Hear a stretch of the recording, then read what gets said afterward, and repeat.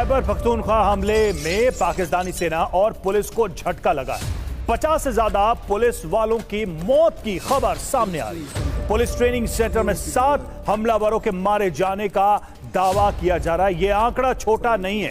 कौन क्या कहता है और क्या कहता रहेगा। ये जो हमारे शहीद हैं, ये जो हमारे बच्चे हैं, ये जो सप्तान ने, हमारी शहीद ने, कैप्टन ने जो जान दी, ये जो आपके तैयब रहा मेजर ने जान दी, कर्नल जुनेद ने जान दी, इन्होंने हक की राह में जान दी है। 24 घंटे के अंदर अफगानिस्तान पर पाकिस्तान की एयर स्ट्राइक का बदला ले लिया गया है। 3 बड़ी खबरें आज की। एक और बुरी खबर, आज फिर हमारे यंग मेजर सप्तान हैदर डेरा इस्माइल खान में शहीद हो गए। ख्वारिजों से लड़ते हुए उन्होंने शहादत ली। लेफ्टिनेंट कर्नल शहीद हुए, यंग मेजर शहीद हुए, 9 जवान शहीद हुए। और अब गवर्नमेंट का रिएक्शन बड़ा क्लियर आ गया। आज नेशनल असेंबली में डिफेंस मिनिस्टर ने बड़ी क्लियर कहा कि जी बहुत हो गया, इनफ इज इनफ। फिर नाज़रीन, मैं बहुत अजीब, ये जॉन आलिया का शेर है कि मैं बहुत अजीब हूँ। इतना अजीब हूँ कि बस खुद को तबाह कर लिया और मलाल भी नहीं, यानी खुद को बर्बाद कर बैठा हूँ, खुद को उजाड़ बैठा हूँ, लेकिन मुझे कोई अफसोस नहीं है, कोई परेशानी नहीं है। ये उसने मेरे ख्याल में पाकिस्तान के बारे में कहा था। बहुत अफसोसनाक सूरत हाल नाज़रीन पाकिस्तान के अंदर बन गई है। एक परेशान कुन हद तक सूरत हाल चली गई है। अफगानिस्तान के विदेश मंत्री अमीर खान मुत्ताकी ने भारत में बैठकर बस इतना ही कहा था कि पाकिस्तान को ऐसा नहीं करना चाहिए था। अफगानिस्तान के साथ खेल खेलना अच्छा नहीं है। इतना सुनते ही टीटीपी यानी तहरीक तालिबान पाकिस्तान के लड़ाकों ने पाकिस्तान के खैबर पख्तूनख्वा में एक पुलिस ट्रेनिंग सेंटर पर बड़ा हमला कर दिया। यह हमला खैबर पख्तूनख्वा के Dera Ismail Khan police training centre पर किया गया है। हमला इतना जबरदस्त था कि पाकिस्तान को भी कबूल करना पड़ गया है कि उसके 7 सैनिक मारे गए हैं और 13 से ज्यादा घायल हैं। लेकिन आपको बता दें कि जब पाकिस्तान ने अपने 7 सैनिकों की मौत की बात मान ली है, तो असली में मौत का आंकड़ा इससे बहुत ज्यादा होगा, क्योंकि पाकिस्तान जल्दी से ये बात स्वीकार नहीं करता कि उसके सैनिक मारे गए हैं। अस्सलामुअलैकुम नाज़रीन, पाकिस्तान एक बार फिर दहशतगर्दी की नई लहर की जद में है। खसूसन केपीके और बलूचिस्तान में होने वाले हमले इस बात की निशानदेही करते हैं कि दुश्मन कुव्वतें दोबारा मुल्क को अदम इस्तेहकाम की तरफ धकेलने की कोशिश कर रहे हैं। अफगानिस्तान में बदलते हालात, बैरूनी सरपरस्ती और मकामी सियासी कमजोरियों ने इस खतरे को मजीद बढ़ा दिया। रियासत ने कुर्बानियों से हासिल होने वाले अमन को बरकरार रखने के लिए सख्त इकदाम किए, मगर गवर्नेंस की कमजोरियां और सियासी इंतशार दहशतगर्दों के लिए दोबारा जगह बनने का बाइस बन रहे हैं। लहजा वाज़ेह था, वो दर्द जो इस धरती के जानिसारों के जनाजों में नजर आता है, वो अज़म जो कहता है कि शोहदा का खून रायगा नहीं जाएगा। ये हकीकत है कि रियासती इदारे महाज़ अमल पर दहशतगर्दी के खात्मे की भरपूर कोशिश करें, मगर यह भी इनकार करना मुश्किल है कि महज ऑपरेशन काफी नहीं। लॉन्ग टर्म अमन के लिए सियासी इत्तफाक राय, इदारा जाती इस्लाहात और माशरती हम आहंगी और ताउन लाजिम है। तर्जुमान है कि दहशतगर्द को जो सियासत है उसका लेबल चस्पा करके इसका मसला मुकामी या सूबाई रंग दे देना दरअसल एक जख्म पर नमक छिड़कने के मुतरादिफ है। अगर गवर्नर हसन निसार साहब, मैं आपकी जानिब आऊं, जो जैगम साहब ऊपर गुफ्तगू कर रहे थे, कब ये तालिबान तस्लीम कर लेंगे कि पाकिस्तान के खिलाफ वो शाही अफगानिस्तान रहा हो, कौम परस्त अफगानिस्तान, भारत नवाज, रूस नवाज या अमेरिका नवाज अफगानिस्तान रहा हो, साजिशें कभी कामयाब नहीं हो सकी हैं।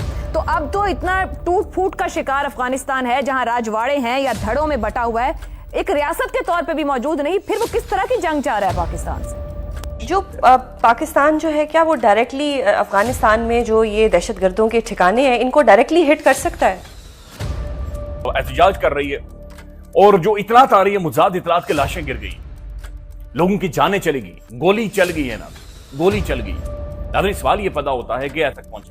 इस्लामाबाद मुकम्मल तौर पर बंद है, कल से इस्लामाबाद बंद है। यहां पर इंटरनेट सर्विस नहीं है, ऑनलाइन तमाम तर जो कारोबार है वो ठप होकर रह गया है। लाहौर के अंदर यही सूरत हाल है, वहां पर इंटरनेट बंद, सर्विस बंद, लॉकडाउन, खंदकें खोदी जा रही हैं, सड़कें खोदी 20-20 फुट नाज़रीन चौड़ी सड़कें खोदी जा रही हैं, जगह जगह के ऊपर क्रेनें लगी हुई हैं, कंटेनर्स लगे हुए हैं, हर चीज बंद, ठप, बिल्कुल ब्लैकआउट, और टेलीविजन इसके ऊपर बात नहीं कर रहा, कुछ भी नहीं दिखा रहा। तो वी आर हेडिंग या फिर we are in a chaos, ये इसमें कोई दूसरी राय नहीं है। कुछ किया गया, फ्रंट पेज पे इश्तिहार थे, तुमने ढाका दिया, हमने काबुल लिया, ले काबुल चाहे लेंगे। अब पता नहीं कौन लोग हैं। अच्छा, लोगों का पैसा उन पे खर्च करके, प्रोपेगेंडा करके, अपना माइलेज लेके, मिला नहीं मिला मुझे नहीं पता, उन्हें ही मिसलीड किया। और बाद में जो लोग आते रहे चवल, वो भी अनपढ़ी थे। देखो बात सुनो, जाहिलों को इल्म नहीं था कि काबुल और कूफे में कोई फर्क नहीं है। अगर यकीन नहीं ना आता तो यहां तो लोगों को यह भी नहीं पता कि तुस्के बाबरी नाम की कोई किताब नहीं है। बकाए बाबर है, उसका कोई नाम नहीं है। वो ओरिजिनली तुर्की जबान में लिखी गई है। उसकी तरफ जाने की कोई जरूरत है? मात्र 24 घंटे के अंदर पाकिस्तान की सैनिकों की तालिबान ने धज्जियां उड़ाकर रख दी है। और सुबह ही आप सबने देखा होगा कि तालिबान के विदेश मंत्री ने भारत की धरती से बैठकर उन्होंने पाकिस्तान को ये कहा था कि पाकिस्तान अगर अपना इतिहास भूल गया है और तालिबान का, तो उसे अमेरिका या नाटो से पूछ लेनी चाहिए। दोस्तों, उनके कहने के बाद मात्र कुछ घंटों के अंदर ही पाकिस्तान पर एक बड़ा हमला हुआ और पाकिस्तान के जो नंबर 1 या नंबर 1 आर्मी है, दोस्तों, ये जहन्नुम पहुंच चुके हैं और इनकी संख्या लगभग 50 बताई जा रही है। लेकिन पाकिस्तान ने जो रिपोर्ट जारी की है उसमें वो बता रहा है कि 13 घायल है और मात्र 7 लोग मरे हैं, यानी कि उसके सैनिक। दोस्तों, इतिहास गवाह है कि पाकिस्तान हमेशा झूठ बोलता है और इस बार भी झूठ बोल रहा है। ऑपरेशन सिंदूर की तरह इसके सैनिक लगभग 50 के करीब मारे गए हैं और ये झूठ बोल रहा है। दोस्तों, इन सब में पाकिस्तान ने सोचा नहीं होगा कि बदला इतनी जल्दी और इतनी खौफनाक होगी।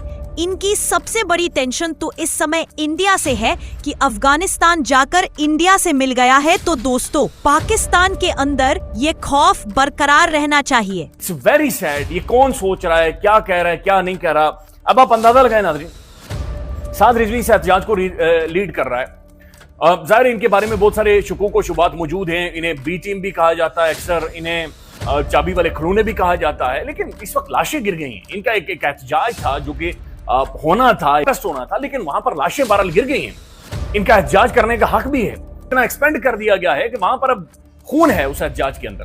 तो ये बड़ी खौफनाक सूरत है जो कि अनफोल्ड हो रही है।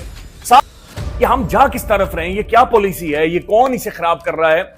इंटरनली हम इतना ज्यादा वीक, इतना ज्यादा कमजोर क्या पहले कभी हुए थे शायद नहीं। और दूसरी तरफ नाज़रीन देखें, अफगानिस्तान जाकर भारत की गोद में बैठ गया और ये खौफनाक है। ये भारत सिर्फ इंडिया इस वक्त नाज़रीन जख्मी है, ये नाग है, ये एक खौफनाक किस्म का मॉन्स्टर है जो कि जिसकी आंखों में खून है सिर्फ पाकिस्तान को देखकर। हमने उसे इस वक्त सर उठा रहा है और उसे जरूरत है कि उसे दूसरे बॉर्डर के ऊपर भी कोई मोर्चा मिले, उसे कोई जगह मिले, कोई स्पेस मिले। तो अफगानिस्तान जाकर उसकी गोद में जाकर नाज़रीन बैठ गया है। हमारी पॉलिसी क्या होनी चाहिए थी, हमारी जो इंटरनेशनल पॉलिसी, हमारी फॉरेन पॉलिसी क्या होनी चाहिए थी, हमारी इकोनॉमी को लेकर पॉलिसी क्या, हम पॉलिटिकल स्टेबिलिटी की तरफ जाते, हमारी फौजी जवान शहीद हो रहे हैं, सिक्योरिटी के मामलात को देखते, हमारी जुडिशरी कोलैप्स कर गई है। सब कुछ को छोड़ छाड़ कर इंटरनेट बंद, सर्विस बंद, सारी चीजें कोलैप्स की हुई और साथ रिजवी आज ये सवाल पूछ रहा है कि गोली क्यों चलाई।